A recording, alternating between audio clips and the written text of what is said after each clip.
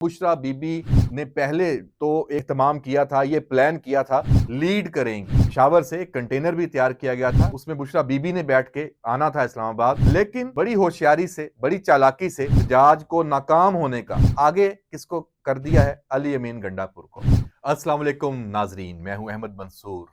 इमरान खान की अडियाला में बैठकर दी गई फाइनल कॉल, बुशरा बीबी पेशावर में वजीर आला हाउस में बैठकर उसको कमांड कर रही हैं। अली अमीन गंडापुर, पीटीआई की जो बाकी लीडरशिप और जो सोशल मीडिया उनका पूरा एक समझ लें कि एक ग्रोह है, ब्रिगेड कह लें, बाहर के मुल्क में जो बैठे हुए हैं वो इसको देख रहे हैं।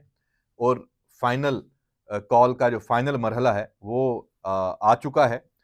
हुकूमत की तरफ से जो तैयारियां हैं वो भी आप तक पहुंच रही हैं। बहुत सारी खबरें इस हवाले से भी हैं कि इस्लामाबाद पे ये जो पीटीआई का एहतजाज है ये क्या शक्ल इख्तियार करेगा, इसमें कहां कहां से उनको सपोर्ट मिल रही है। जो मुज़ाकरात चल रहे थे उसके हवाले से जो बात थी, इस्लामाबाद हाई कोर्ट से जो डायरेक्शन थी कि हुकूमत इस पे बात करे पीटीआई से कि ये इस तरह का एक दंगा फसाद नहीं होना चाहिए, इंतशार नहीं होना चाहिए। जो आम शहरी हैं, जो इस्लामाबाद में मामूलात ज़िंदगी हैं वो मुतासर नहीं होने चाहिए, इसको यकीनी बनाया जाए, उसमें कुछ पेशरफ्त है। और जो क्रैकडाउन है पुलिस ने किया है, कानून नाफज करने वाले अदारों ने, उसकी भी बड़ी खबरें हैं, उस पर हम बात करेंगे। लेकिन सबसे पहले जो वजीर आला हाउस खैबर पख्तूनख्वा में हो रहा है, वहां बुशरा बीबी ने पहले तो एक पूरा ये एहतमाम किया था, ये प्लान किया था कि वो खुद भी लीड करेंगी।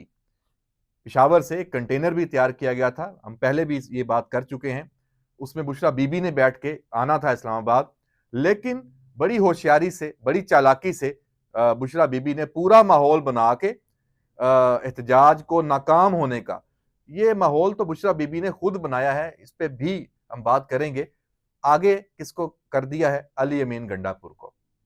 बुशरा बीबी लीड नहीं कर रही, ये लेटेस्ट ये डेवलपमेंट हो चुकी है और उन्होंने ये फैसला किया है कि वो पेशावर में बैठ के कमांड एंड कंट्रोल, एक रूम बनाया गया है, एक इमारत में कायम किया गया है, सरकारी इमारत में, 1122 की, और वज़ीर आला हाउस भी सरकारी ही वसाइल हैं। और उसमें जो पैसा इस्तेमाल हो रहा है इस दफा फिर 25 अक्टूबर की तरह खैबर पख्तूनख्वा सूबे का अवाम का पैसा, सरकारी पैसा, वो इस एहतजाज में इस्लामाबाद पे धावा बोलने के लिए इस्तेमाल हो रहा है। अब इसमें कोई अभाम नहीं रहा कि ये जो प्लानिंग है, ये मनसूबाबंदी है, इसका जो मकसद है वो क्या है। मकसद यही है कि हुकूमत को मजबूर करना, उसे खौफ दिलाना कि हम तो यहाँ पे इतनी तोड़ फोड़ होगी, इतना यहाँ पे फसाद होगा, इंतशार होगा, तो हमसे बात की जाए। इस पे बात तो नहीं हो सकी। और ये एक जो पॉलिसी रियासत की और हुकूमत की कि उन्होंने अब 9 मई तर्ज की ब्लैकमेलिंग को बिल्कुल भी बर्दाश्त नहीं करना, उसी को सामने रखते हुए हुकूमत की तैयारी भरपूर है। डेफिनेटली जो रोजगार रोजमर्रा के जो मामूलात हैं अवाम के, वो बुरी तरह मुतासर हो चुके हैं। चूंकि कंटेनर्स लगे हुए हैं, मोटरवेज बंद हैं, सड़कें बंद हैं, ताकि इस्लामाबाद कम से कम तादाद में जो कारकुन पहुंचे पीटीआई के और यहाँ पे ज्यादा वो जोर ना पकड़ने पाए, ये हिकमत अमली है। और जो यहाँ आए उनको गिरफ्तार करने की भी तैयारियां हैं, उनको मुंतशर करने की भी तैयारियां हैं, इंतजामात मुकम्मल हैं। उससे पहले रावलपिंडी इस्लामाबाद में जो पहले से आके यहाँ मौजूद थे, जिन्होंने यहाँ पे छुप गए थे, लीडर्स भी और कारकुन भी, उनके खिलाफ क्रैकडाउन। पुलिस ने 27 टीमें थी सिर्फ इस्लामाबाद पुलिस के मुख्तलिफ थानों की, 200 से ज्यादा जो पीटीआई के कारकुन नहीं कहना चाहिए, क्योंकि जो उनसे असला निकला है, यकीनी तौर पे वो शरपसंदी के लिए यहाँ पे थे, वो असले समेत गिरफ्तारियां हुई हैं और उनको अब कानून के कटहरे में लाने के इंतजाम किए जा रहे हैं। और ये इस वक्त वफाकी हुकूमत ने, इस्लामाबाद पुलिस इंतजामिया ने ये कहा है कि सख्त किस्म की जो कानूनी कार्रवाई है, जो जो उनसे चीजें निकली हैं, जो अब उनसे मालूमात भी मिलेंगी, जो यहाँ पे पकड़े गए हैं, और ये सिलसिला अभी जारी है। ये अब अगली 24 की रात भी होगा, फिर उसके बाद भी अगर ये मामला आगे बढ़ता है तो ये इकदामात होंगे। जो गिरफ्तार होगा वो 9 मई के तर्ज के मुकदमात उनके खिलाफ होंगे, क्योंकि डी चौक का कहा गया है कि डी चौक तक हर सूरत में आना है। डी चौक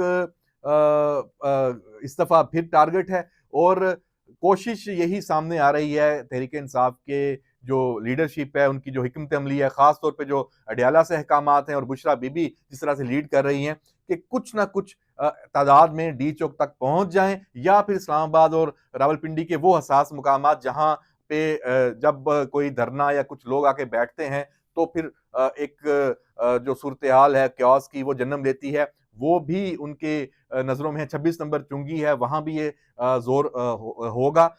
जो फैजाबाद है वहां पे भी पीटीआई जोर लगाएगी पूरा। तो इसी वजह से इन जगहों पे भी भरपूर एक सूरत हाल जन्म ले सकती है लॉ एंड ऑर्डर की। तो ये जो डेवलपमेंट है ये इस वक्त चल रही है। इसके साथ साथ जो एक अफगान शहरियों की, पाकिस्तान में जो मुकीम अफगान शहरी हैं उनमें गैर कानूनी तौर पर जो मौजूद है उनकी भी बड़ी तादाद है, उनका किरदार भी है। उसको तहरीक इंसाफ ने इस दफा फिर ऑन कर लिया है। शेर अफजल मरवत से एक प्रोग्राम में सवाल किया गया कि ये तो गिरफ्तारियां हुई हैं और खास तौर पे जो 9 मई के जो मुजरम जिनको सजा सुनाई गई है उनमें 4 अफगानी हैं। तो शेर अफजल मरवत ने कहा कि अब वो तो पाकिस्तान में रह रहे हैं और इतने सालों से तो यहाँ की इकोनॉमी में भी हिस्सा है, तो वो तो एक सियासी अमल में भी है, तो वो उनको पूरा हक है। भाई उनको हक किसने दिया? पाकिस्तान के सियासी अमल में, पाकिस्तान की जो कारोबारी मामलात में तो चलें, पूरी दुनिया में हम भी पाकिस्तानी भी जाते हैं दूसरे ममालिक में और वहां हिस्सा लेते हैं, लेकिन ये इंतशार फसाद, पाकिस्तान की जो सियासी निज़ाम को अदम इस्तेहकाम का निशाना बनाना, वफाकी दारुल हुकूमत पे जो आपने धावा बोलना, तोड़ फोड़ करनी और उसमें जो अपने मुफादात, अपने जो अफगानिस्तान के हवाले से और पाकिस्तान दुश्मनी के हवाले से आप अपना कोई अंदर का वो निकालना चाहते हैं गुबार, उसमें आप इस्तेमाल हों, इसकी इजाजत कौन किसने दी है? और पीटीआई उनको इस्तेमाल कर रही है, उनको मौका दे रही है कि वो फिर पाकिस्तान के खिलाफ ये कुव्वतें हैं ये आए और अपने जो मफादात हैं वो हासिल करें, मकासद हासिल करें। तो इस पहलू को अभी देखना होगा और इसमें अगर ये पीटीआई इसको ऑन कर रही है तो इस हवाले से फिर कानून किधर है? पीटीआई के इस फोरम पे जो लीडरशिप है उनसे सवाल क्यों नहीं होता? उनको कटहरे में क्यों नहीं लाया जाता? तो ये बहुत ही संगीन पहलू है जो इस मर्तबा फिर एक दफा फिर जो अफगान शहरी हैं, जो पाकिस्तान में मुकीम अफगान जो लोग हैं, वो अगर इस तरह के काम करते हैं फिर उनका यहां रहने का क्या जवाज है? वो 3 मिलियन है, वो 4 मिलियन है, 20 लाख हैं, 40 लाख हैं, उनकी फिर शनाख्त की जाए और उनको फिर वापस अफगानिस्तान भेजा जाए। ये अमल अब तेज होना चाहिए, ये अमल शुरू है, लेकिन इसको अब जंगी बुनियादों पे होना चाहिए कि अगर ये बार बार पाकिस्तान का जो एक लॉ एंड ऑर्डर की सिचुएशन यहां पैदा करते हैं और इसके साथ साथ नेक्टा का जो एक अलर्ट, थ्रेट अलर्ट है, ये भी बड़ा अलार्मिंग है। इस थ्रेट अलर्ट में ये बताया गया है कि 19 और 20 नवंबर को जो फितनातुल खारिज के दहशतगर्द हैं वो अफगानिस्तान से पाकिस्तान आए हैं, ये इतलात मौजूद हैं, उन्होंने बॉर्डर क्रॉस किया है और मुख्तलिफ बड़े शहरों में वो आके छुप के बैठ गए हैं। कानून नाफज करने वाले अदारे उनके पीछे हैं। उनका हदफ क्या है? उनका हदफ है जहां गैदरिंग हो, जहां पब्लिक कोई जलसा जुलूस हो और पीटीआई की जो रैलीज हैं और ये एहतजाज, इनको टारगेट हो ताकि फिर मजलूमियत का एक और अंसर हो और पाकिस्तान में जो ये अपनी जो दहशतगर्दी की कार्रवाइयां हैं, मकासद हैं, वो हासिल करें और पाकिस्तान में हुकूमत और रियासत उसको चैलेंज किया जाए और अवाम उनको उनकी जो जिंदगियां हैं उनको खतरे में डाला गया है। ये इस वक्त सब कुछ आपस में मिली भगत से है। इस पे भी अब देखना है, पीटीआई को चाहिए कि जब ये सूरत हाल है तो ये अपना ये एहतजाज जिसकी अब कोई वुकत नहीं है, कोई हैसियत नहीं है, आप इस एहतजाज से अब कुछ नहीं हासिल कर सकते। आप इस एहतजाज से बानी पीटीआई इमरान खान को बाहर नहीं ला सकते। आपने कोशिश की दबाव डालने की, मुज़ाकरात करने की और कहा कि हमें छोड़ दिया जाए तो हम कुछ नहीं करेंगे। और बुशरा बीबी ने जो वीडियो पैगाम भी दिया उसमें भी ये कहा गया कि जी हम किसी से बदला नहीं लेंगे, मतलब हमें छोड़ दिया जाए। जब वो मुज़ाकरात नाकाम हो गए और आपसे कहा गया कि भाई 9 मई के मुकदमात हैं, आप उनका सामना करें, आपके जो 190 मिलियन पाउंड का केस है उसका सामना करें अदालत में, आपके ऊपर जो तोशाखाना का मुकदमा है उसका सामना करें, अदालत ने आपको पहले भी रिलीफ दिया है, आइंदा भी जाके अदालत से रिलीफ ले लें।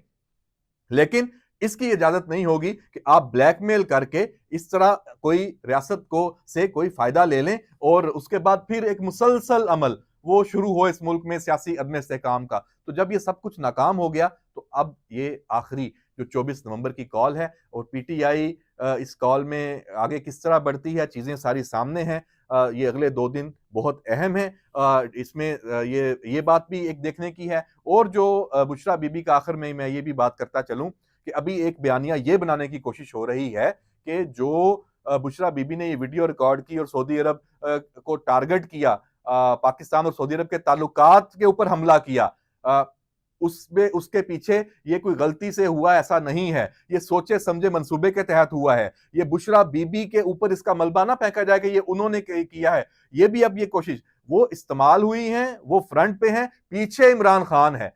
ये जो सऊदी अरब पे भी हमला हुआ है ये इमरान खान के कहने पे हुआ है। ये इमरान खान की उसी पॉलिसी का ये आगे तसलसल है जो साइफर से उसने शुरू की थी। अमेरिका, चीन, सऊदी अरब, दुनिया का हर मुल्क जिससे पाकिस्तान के अच्छे ताल्लुकात हैं, उनको पाकिस्तान से खाइफ किया जाए। पाकिस्तान की जो दाखिली सियासत है, इंतशारी सियासत है पीटीआई की, उसमें उनको मुलव्वस करके उनको दूर किया जाए, ये साजिश है। और इमरान खान इस साजिश में एक दफा फिर बुशरा बीबी को उसने इस्तेमाल किया। वो एक है, एक ही सिक्के के दो रुख हैं, लेकिन ये सिर्फ बुशरा बीबी के जहन की कारस्तानी नहीं है, ये 100% इसके पीछे इमरान खान का जहन और उसकी मनसूबाबंदी मौजूद है। और इस से जान छुड़ाना इतना आसान नहीं होगा। क्यों? क्योंकि 100% झूठ बोला गया है, 100% इसमें कोई किसी किस्म की कोई इसमें गुंजाइश नहीं है कि ऐसा कुछ हो सकता है।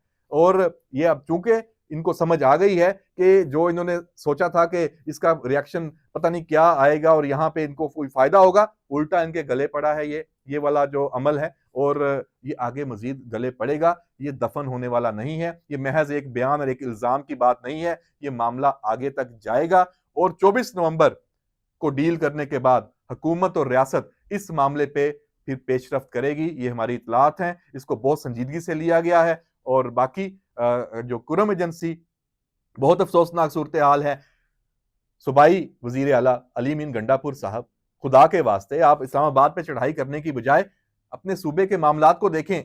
कत्लो गारत हो रही है, अमनो मान की सूरत हाल क्या है वहां पे। जिस तरीके से दो जो ग्रुप हैं वो एक दूसरे पे बिल्कुल उन्होंने एक जंग की कैफियत वहां पे की हुई है।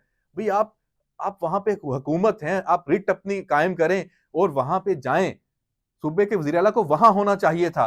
तमाम जो सूबाई जो रियासती जो मशीनरी है वो वहां पे होनी चाहिए थी। वहां लोगों की अमलाक जली हुई हैं, कभी एक फरीक दूसरे को मार रहा है, दूसरा दूसरे तीसरे को मार रहा है।